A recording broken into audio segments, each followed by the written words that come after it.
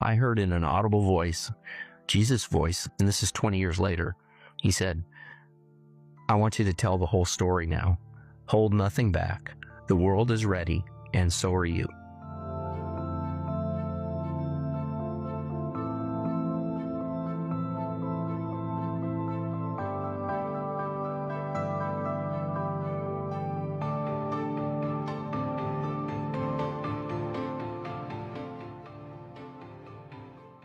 I think it's probably important to let people know how sick I was. I actually had my appendix ruptured. I had E. coli in my system, and I was on my way out. I didn't realize it was that bad. I just thought I had the flu. So I go into the hospital, and they check me out. And they're poking around on my abdomen, and the nurse says, "Hey, I think this is probably your appendix. Did you do any physical activity lately? Any unusual physical activity?" And I had played baseball in the park with my kids on Wednesday, and this is Saturday night. And she kind of looked at me like, wow, okay, if your appendix ruptured on Wednesday, we got to get you back there fast into the surgery room. They wheel me into surgery, and they slide me over onto the surgical table from the gurney. And before any mask was put on my face or any medication was given to me in my IV, I look to my right, and Jesus walks through the surgical doors. And he's wearing a white robe. He's darker complexion than I had ever seen. He had these bluish green eyes, more green than blue, short beard, and wearing a white robe. And he walks up to me laying on the surgical table, and he says, I want to answer your prayer. And he holds out his hand. And I'm thinking, man, what's going on here? I mean, I honestly thought, did I die? Because Jesus is here, he's taking me to heaven. Is this how it happens? So I took his hand, and right when I did, we were both standing on this hill. Everything around me is white, like as white as white can be.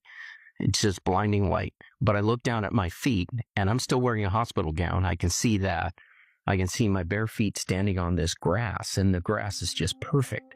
It's deep, dark green. And my senses were heightened to the point where I could count every single blade of grass touching my feet. I knew exactly how many blades of grass there were. It was amazing.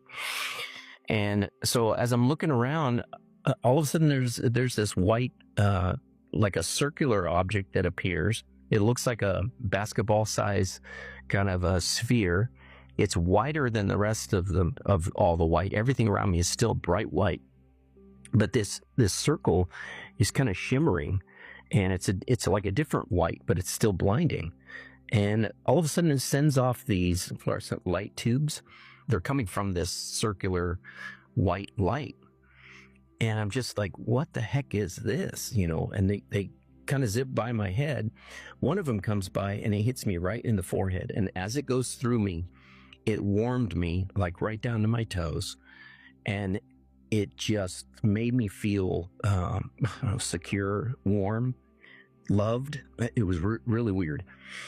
And then as I look back at where these things are coming from, that basketball shape, that white light, it's like all the rest of the white that's in front of me now. Everything was white. It's like that was a curtain, and somebody pulled the curtain from my right to my left. And so now this white goes away, and now I'm looking at this beautiful scenery of I am standing on a mountain. Below my feet, down at the bottom of the mountain, are these beautiful little flowers. They're all pastel colors, and they're kind of bending in the wind, but there's no wind. It's almost like they were dancing. At the bottom of that, there's a city. There's a huge city, miles across. But all I can see is the tops of the buildings, because that white light, or the veil, or whatever it was, is now settled in that valley over the city. It's like fog. So it's covering everything except the tops of the roofs are sticking through. And in the middle, or towards the middle of this giant city, there's a great big golden dome. There's a couple other smaller domes that are gold that are sticking through. But most of the buildings that I saw were almost like church steeples, but they were white. They were bright white, sticking through that white fog. And one of the things that I noticed was no crosses at the top. All the steeples here have crosses on the top. I mean, almost all of them. but they didn't have crosses. I thought that was a little strange. And then on the other side of this city is another mountain that's huge, and it's taller than the one I'm standing on, and it's covered in all these beautiful pine trees, and they have these lacy needles on them. They're just beautiful. Oh, and then above that is the sky, but it's like the most beautiful sunset I've ever seen with the colors, but there's no sun. It's just a beautiful, colorful sunset, but the colors I can't even describe. I mean, we only have so many words to describe what colors look like. It was beautiful. It was amazing. It was bright and vivid. At the bottom was red and oranges and yellows, and then it gives way to greens and blues, and the blue at the very top was the most beautiful blue I've ever seen. And then those light beams, the one that hit me in the head, are now going over the valley, and one of them hits the tip of one of the pine trees, and it bursts into like hundreds of tiny little light beams, and it's just like fireworks, like boom, and they just fill up the sky. And pretty soon more of them hit the tips of the trees that appeared to have diamonds on them, and there's just like these white fireworks going off everywhere. And I'm looking at this, and the white fireworks with the background of that vivid colored sky, it was just amazing. And I look back at where they were coming from, and Jesus says to me, "It's the glory of the Lord." And when he said that, I was just overcome with emotion. My knees got weak, and I fell to the ground. I was unable to stand. When my knees hit the ground, at that exact moment, he shocked me, and they brought me back. And so now, instead of this beautiful scenery, I've got a doctor leaning over me with a mask on. And he says, "Do you know your name?" And it took me a little bit to get the words out because my mouth was so dry. And now I'm hot and sweaty again, back in my body. And I said, "Mike." And he says, "Good. Do you know where you are?" And the city we were at is Ventura, California, on the west coast of the United States. And he says, "Okay." So I said, "Ventura."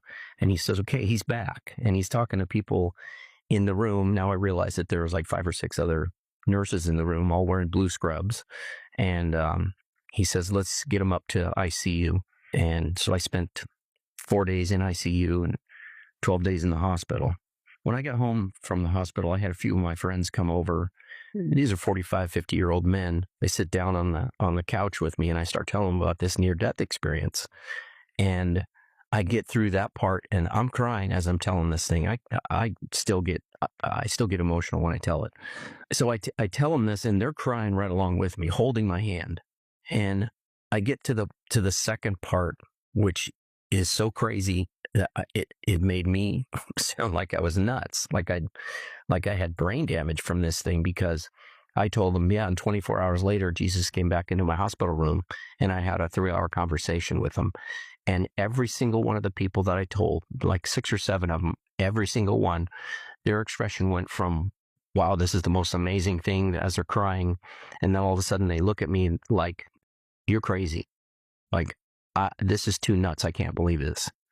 And so after about the 6th one, I heard Jesus whisper in my ear, the same voice that I had heard Jesus the week before. He says, "You don't have to tell this part yet." And I thought, okay, good, because they think I'm crazy. I'm going to lose my job. So I just shut up about that. So 20 years later, I started telling the story, the first part of the story, and it kind of caught on, online. And I would read all the comments. And I read this one comment that said, it was just a hallucination brought on by your high temperature. And I thought, okay, that doesn't make sense, because the next day when Jesus showed up and I had the conversation with him, the nurse came into the room and took my temperature after they had packed me in ice because I was coming down with pneumonia. She took my temperature, and it was only 100 degrees, which is not enough to cause a hallucination. So I knew that wasn't right. And right when I read that certain comment, I heard in an audible voice, Jesus' voice, same voice, and this is 20 years later, he said, "I want you to tell the whole story now. Hold nothing back. The world is ready, and so are you."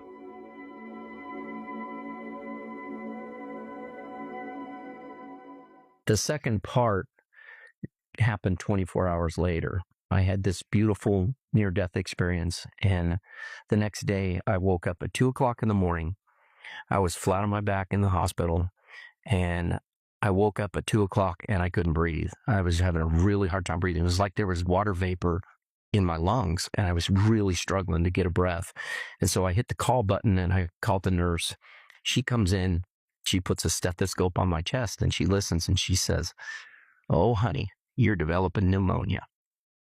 And my first thought was, I'm going to die. That's why Jesus showed me heaven, because I'm just too weak. I mean, I was so weak I couldn't pick my hands up off my chest. That's how weak I was. And I thought that's why that happened. And so they came in, they packed me in ice, they gave me oxygen, they gave me this little spirometer to breathe into to work my lungs and try and clear the pneumonia. And I was really scared. And so as these other nurses are leaving, I feel this holy presence enter my hospital room. And I just knew that Jesus was there. Now, this time I couldn't see him, but he sat down at the end of my bed. The first thing he said was, "I had to get you flat on your back, away from all the distractions, so you could hear me." And I thought, distractions? And so I could hear you. Man, what's going on here? Again, I was confused. And he started telling me things that were going to happen in my life. He said, you've got some valleys to go through. So whenever something bad happened after that, I thought, oh, that's what Jesus is talking about. But he said, I've approved it, and you don't have our perspective. You have a worldly perspective, so you won't understand all of it. But it's for the good of the kingdom. One of the first things he told me after he said, I got you flat on your back, he said, our story is going to be heard by millions. And I laughed. I said, I'm not Billy Graham. I'm not going to do this. I was not comfortable talking to, 5 people at a time, but during that 20 years, when I started thinking, okay, he said, you are ready. He kept putting me in front of more and more people as I was, first I was coaching baseball, and then I started a football league in my little town for all these kids, and I would speak in front of hundreds of people, and I got comfortable doing it. After that happened, I started going to church more and more regularly, and I just thought, okay, if he wants me to tell the story, I'm going to do it. And now I'm all in. I consider myself a follower of Christ and a disciple. Amazing. Me too. I'm looking forward to delving into more of the details. One thing that really struck me there was how clearly you could remember that whole NDE. Is it still as clear now as it was back then? It happened in 2004. So it's kind of funny. Like the NDE part, I remember everything. The next day after the pneumonia part, I was still pretty weak. I couldn't really pick my hands up. As I gained strength, I asked my wife to bring in a notebook and a pencil. So I started writing down all the details. So I wanted to remember it all, because I thought, okay, I told Jesus that I'd tell our story. I don't know what this is going to look like. I didn't know if I was supposed to write a book or what.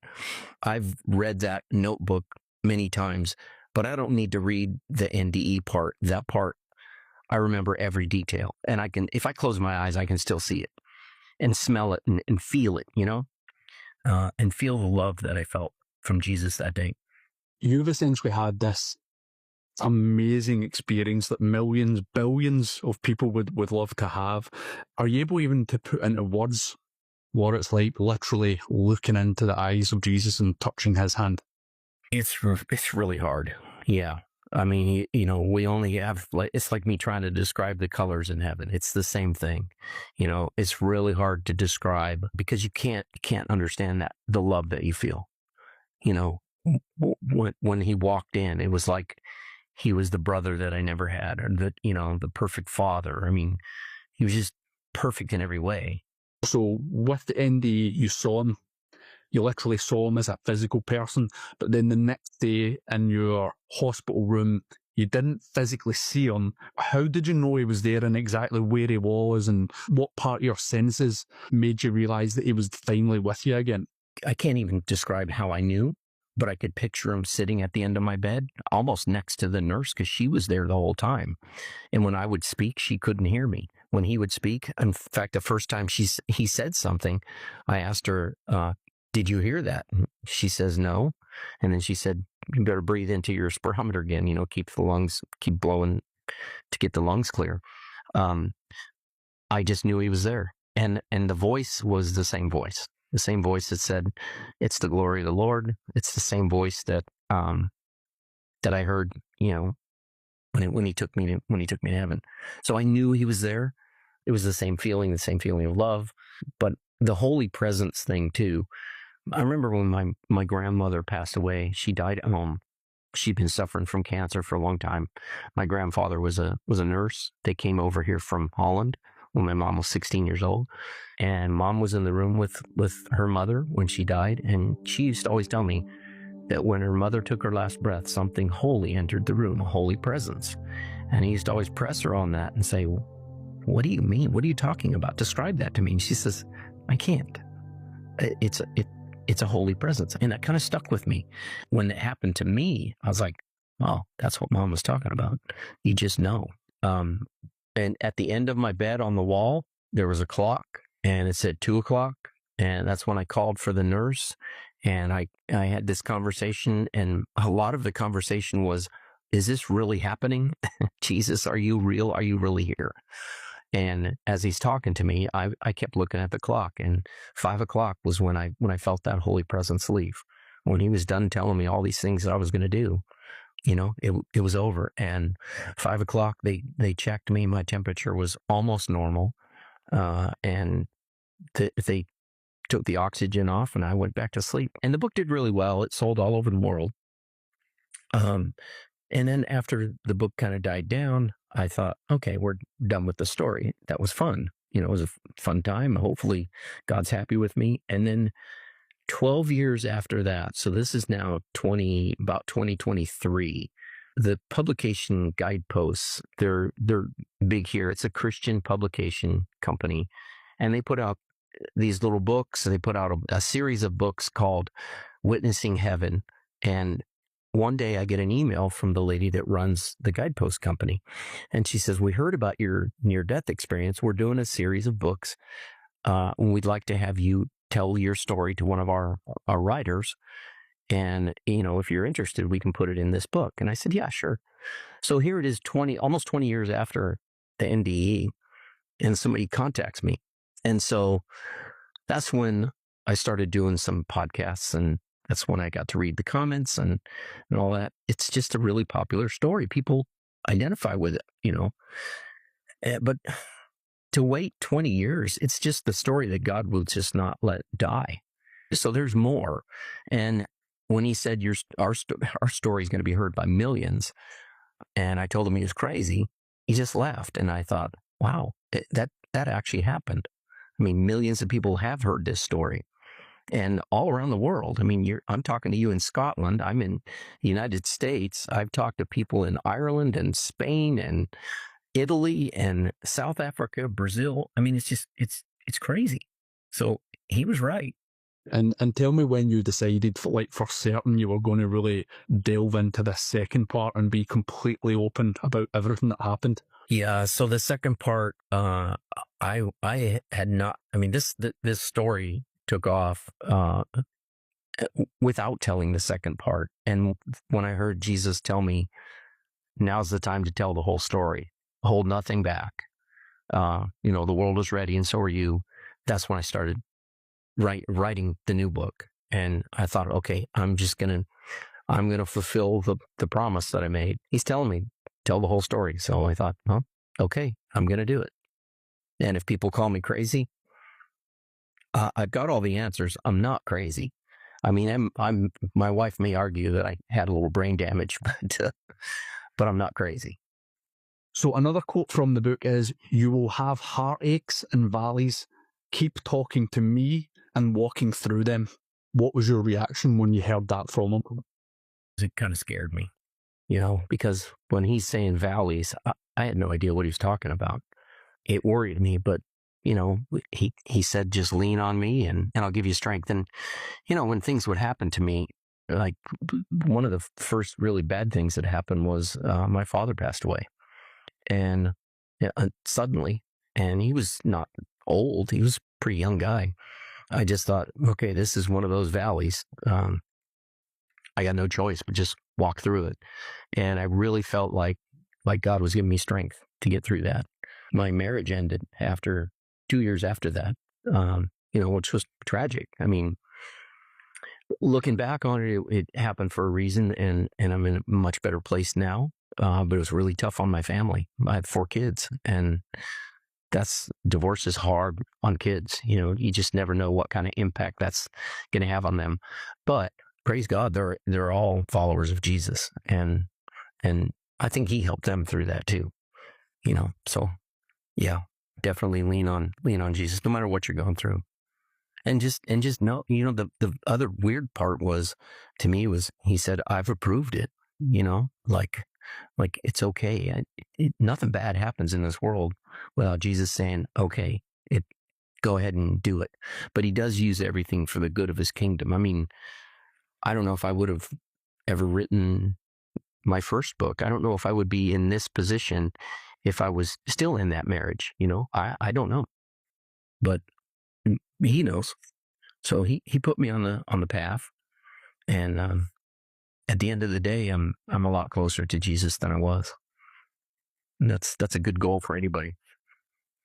One thing I loved in the book as well is you mentioned that you heard the voice several times since, years later, and there's a really good story where you actually heard it in church, and there was almost like a nudge regarding money, someone struggling with finances. Can you tell me about that story? I was in church one day, and one of the pastor's family walked in and sat down in front of us. He had 4 little kids, and one of the little girls turns around and waves. It's a really cute family. And I heard the voice of Jesus say, "Help them." And I was like, "What?" And I heard it again, "Help them." And I said, what am I supposed to do? How do I help them? And I just had this feeling like I'm supposed to give them money. I mean, that was kind of my answer to everything back then. Let's just throw some money at the problem, and that'll fix it. So I thought, well, okay, we've got a church picnic to go to later this afternoon. It was one of the holidays here, and my mother-in-law at the time lived by herself, and so we thought we'll pick her up and take her to the picnic with us and give her a little social time. So we pick her up, and on the way to the picnic, I stopped at one of the drugstores, and I used an ATM at the front of the store, and I thought, God, I don't even know how much money I'm supposed to give them. I've been praying about this since I heard the voice, and I've heard nothing. And I thought, okay, so the screen pops up, and the most I could get was $200. So I hit that. I get the $200. I put it in the card. And as I'm walking out to the car, my wife had told her mom about God told me to give them some money. And she pulls out a $20 bill out of her pocket, and as I sit down and I'm writing in the card, she holds out $20 and she says, "Here, I want to help." And I said, "No, this is between me and God. If God wants you to give me your $20, I'm sure He'll tell you." And she says, "Well, how do you know He didn't?" So I said, okay, I'd rather give a nice round amount, $200, but I'll take the $220. It's a weird amount, but I stuffed it in the envelope. I sealed it up. I gave it to, now the pastor he was a youth pastor at the time. So later that night, my phone rings and he calls me and he says, "Mike, it's Pastor." I said, "Yeah." And he says, he's crying. And he says, "You're not going to believe this. My wife was driving around with the kids in the family van, and one of the tires was going flat. She pulls into this tire shop by our house. He looks at the tires and he says, "Okay, I can fix this one for you, but you need 4 new tires on this van." He says, "I've got some used tires that I can throw on there." And she says, "Well, just give me an estimate for now. I'll talk to my husband tonight." So she gets the estimate, and now back to the phone call. He says, "Mike, do you know how much that estimate was?" I said, "No." And he says, "It's $220. And he's just blown away. But that extra 20 If I would have given him $200, it wasn't enough. I'm sure it would have been fine, but it wouldn't be $220. And he says, so we're going to go get the tires tomorrow. And then what makes this story even weirder was about, I don't know, a week later or so, I get a card in the mail, and it's got a bunch of cash in it, a bunch of money. And I had painted a house for a friend of mine, and I told him, you just buy the materials, I'll give you the labor, no big deal. I was a painting contractor at one time, so I did it real quick. It was pretty easy. But it was a new house, so there was a lot to do. But I got it done in a couple of weekends, and he was appreciative. So he sends me a check, sends me cash, $2,200. So now I had already tithed 10% of that $2,200 that I hadn't even gotten yet by giving it to the pastor, and that filled that need. I mean, I was blown away by, how all those numbers connected. It was pretty wild.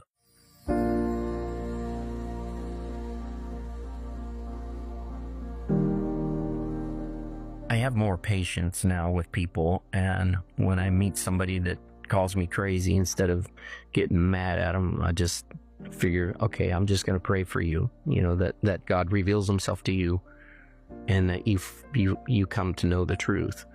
The other thing is, I have a great appreciation now for the beauty of his creation. Like when, nothing's going to compare to that sunset that I saw in heaven, but there are a lot of sunsets that come pretty darn close. And, I'll walk through a park and I'll smell a flower, and somebody may think I'm a crazy person for stopping and smelling the flowers, and it's a cliche, stop and smell the roses, but I do.